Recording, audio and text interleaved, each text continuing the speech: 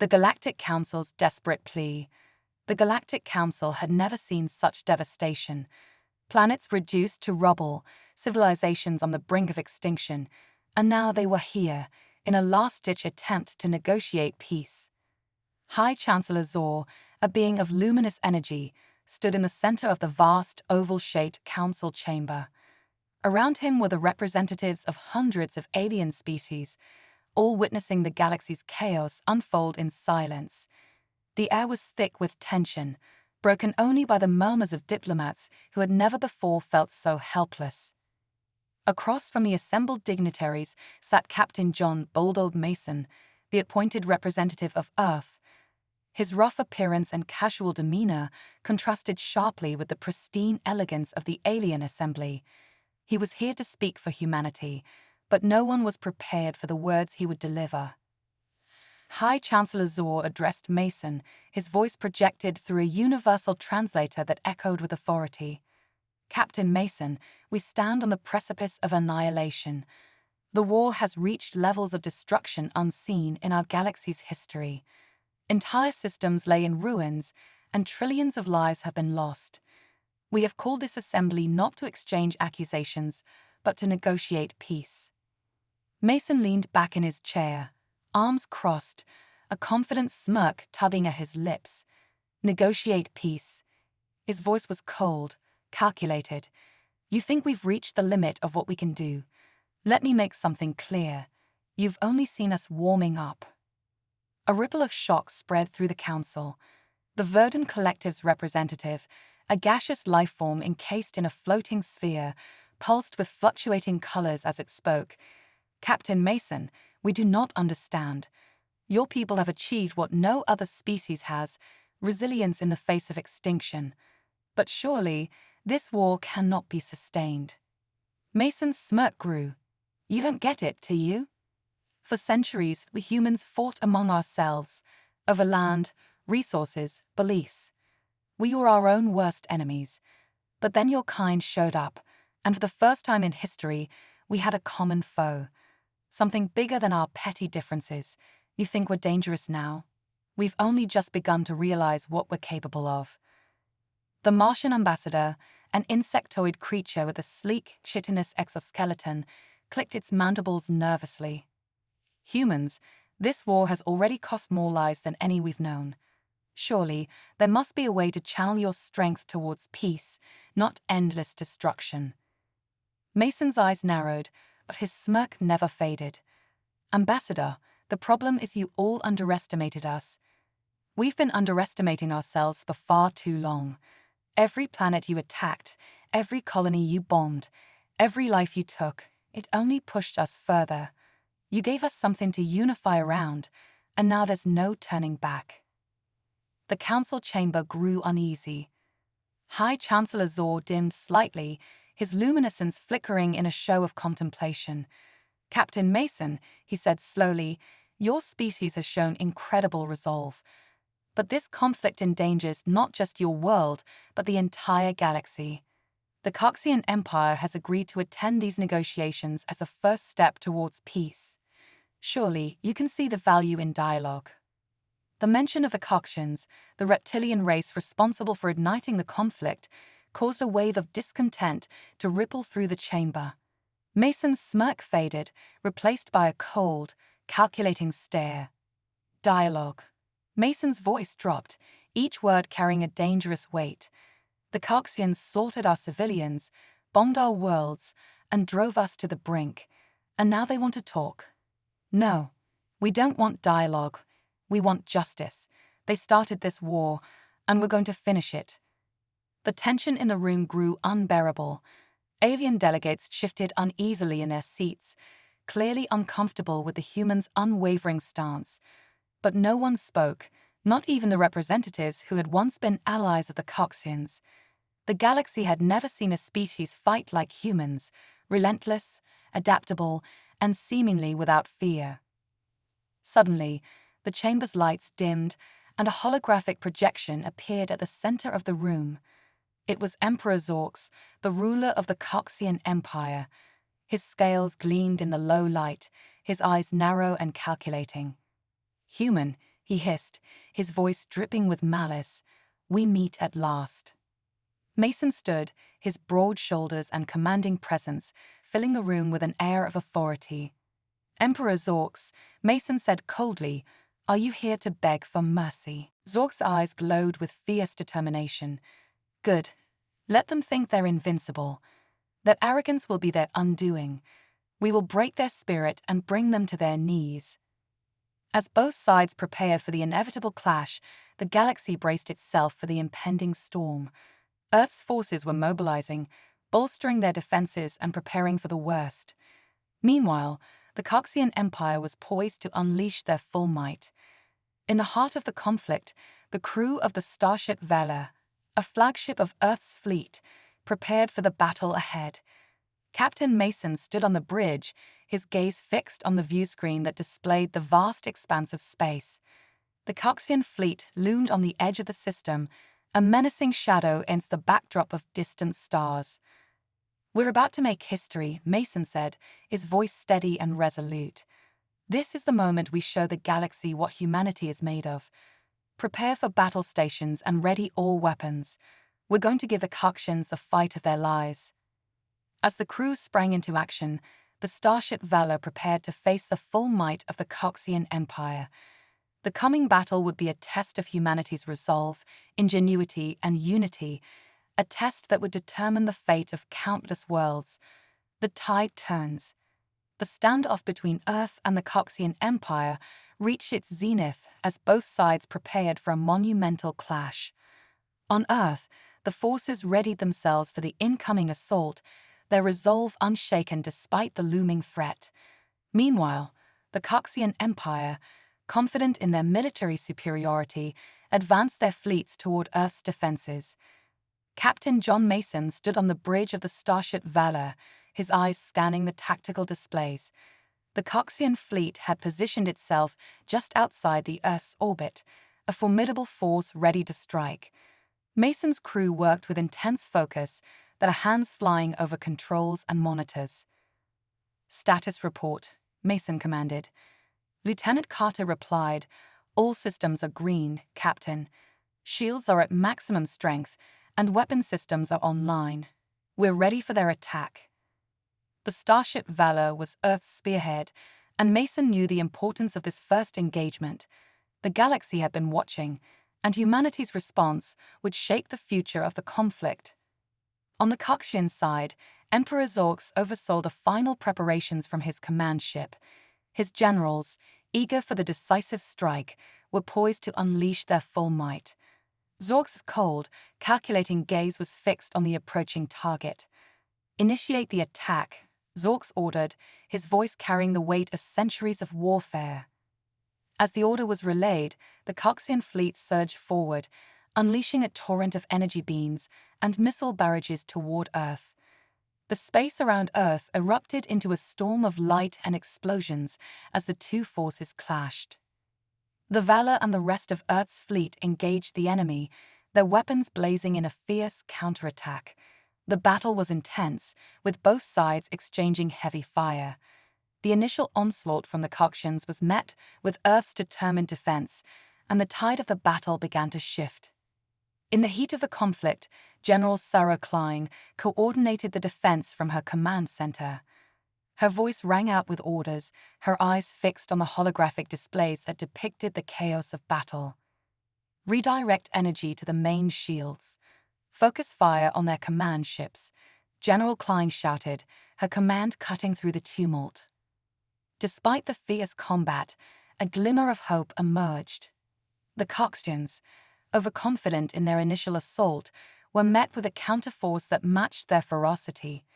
Earth's resolve and unity began to turn the tide. As the battle raged on, it was clear that the conflict was far from over. The clash between humanity and the Coxian Empire was only just beginning, and the outcome would depend on the strength, strategy, and spirit of both sides. The unyielding resolve. The battlefield had transformed into a chaotic maelstrom of fire and fury. Earth's forces, though initially overwhelmed, had managed to stabilize their defenses. The Coxian Empire's attack, though formidable, had not broken the human spirit, the struggle for dominance had reached a critical juncture. On the bridge of the starship Valor, Captain John Mason surveyed the scene with a steely gaze. The battle had not only tested the strength of their technology, but also the resolve of the human spirit. Every inch of space was fiercely contested, and the stakes had never been higher. Status update. Mason called out, his voice steady amid the chaos. Zork's eyes flared with anger. Mercy. We Coxians do not beg. We have fought for millennia, long before your kind crawled out of your primitive seas. But even we recognize a worthy adversary. We propose an armistice. The room fell silent. Every eye was on Mason, waiting for his response. Mason stepped forward, his boots echoing on the polished floor. An armistice. His voice was low, dangerous. A pause so you can regroup and hit us again. Not happening. Surrender unconditionally, or this war doesn't stop. Zork's nostrils flared, his serpentine body tensing with barely contained fury. Do not underestimate us, human. We have allies and resources beyond your comprehension. A continued war will only bring mutual destruction. Mason's eyes hardened. Maybe. But here's the thing, you attacked us. You woke the sleeping giant, and now we're not stopping until we win. So if mutual destruction is what it takes, then so be it. The council erupted into chaos. Alien voices overlapped, arguments breaking out among the representatives. Some pleaded for peace, others argued for war. But Mason stood resolute, unwavering in his decision. High Chancellor Zor's voice boomed over the noise. Order. We must have order. The chamber quieted, but the tension remained thick in the air. Mason locked eyes with Emperor Zorx one final time. You wanted a fight, he said, his voice carrying across the chamber. And now you've got one. We're not backing down. The aftermath of the council meeting left the galaxy teetering on the edge of chaos. High Chancellor Zor's attempts at diplomacy had failed, and Captain John Mason's defiant stance had only hardened the resolve of humanity. In the wake of the confrontation, the Coxian Empire prepared for an escalation, while Earth's forces rallied with newfound determination. As the council chamber cleared, High Chancellor Zor retreated to his private quarters, his luminescence dim and flickering with frustration. The holographic projection of Emperor Zorx had vanished, but the words of the Coxian ruler lingered in the minds of the council members. They knew the stakes had never been higher, and the possibility of further devastation loomed large. Meanwhile, on Earth, the mood was electric. Captain Mason's defiant words had been broadcast across the galaxy, and humanity's resolve had never been stronger. In underground bunkers and military command centers, leaders and soldiers alike prepared for the next phase of the war. General Sarah Klein, a veteran of countless battles, stood before a massive digital map in the command center. The map displayed the positions of Earth's forces, as well as the encroaching Coxian fleets. Her eyes were hard with determination as she reviewed the strategic plans. We've made our point, General Klein said, addressing her officers. But the Coxians aren't backing down.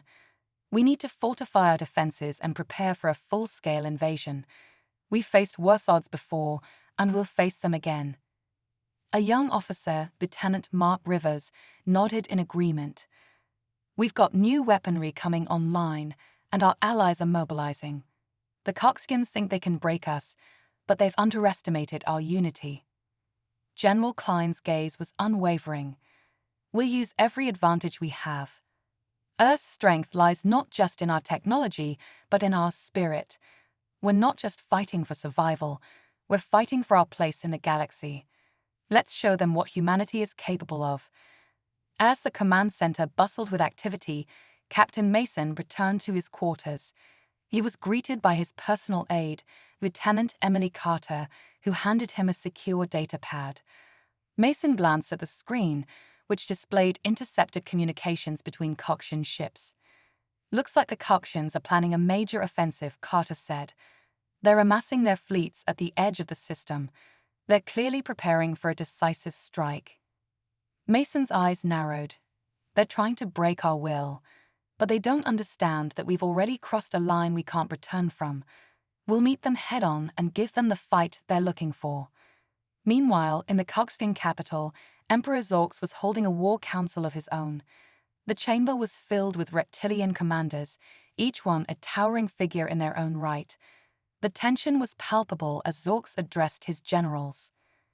"The humans have rejected our offer for peace," Zorx said, his voice a deep, menacing growl. "They've chosen war over diplomacy. This means we must take decisive action. Prepare the fleet for a full-scale assault on Earth. We will show them the consequences of defiance." General Rax, one of Zorx's most trusted lieutenants, spoke up. "Our forces are ready, Emperor. We've already begun the preparations. The humans will be caught off guard by the scale of our attack." Lieutenant Carter responded, "We've managed to push back their initial wave.